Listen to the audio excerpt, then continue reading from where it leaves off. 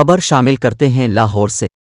Money laundering case, अदालत ने सुलेमान शहबाज समेत तमाम मुल्जिमान को बरी कर दिया। तफसीलात के मुताबिक स्पेशल कोर्ट सेंट्रल में मनी लॉन्ड्रिंग केस में बरियत की दरखास्तों पर समाअत हुई। जज बख्त फ़खर बहजाद ने केस की समाअत की।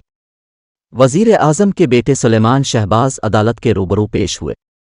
FIA ने अदालत की जानिब से पूछे गए 27 सवालात के जवाबात जमा कराए। अदालत ने इस्तिफसार किया कि मनी लॉन्ड्रिंग की इंक्वायरी किसने की थी, जिस पर वकील FIA ने बताया कि JIT ने इंक्वायरी की थी। डॉक्टर रिजवान सरबराह थे। जज ने इस्तिफसार किया कि पूरी तफ्तीश में किसी एक बयान का गवाह लिखा है। FIA के तफ्तीशी अफसर अदालत के सवाल पर खामोश हो गए। तफ्तीशी अफसर अली मर्दान ने अदालत में बताया कि हमने कोई इंक्वायरी नहीं की।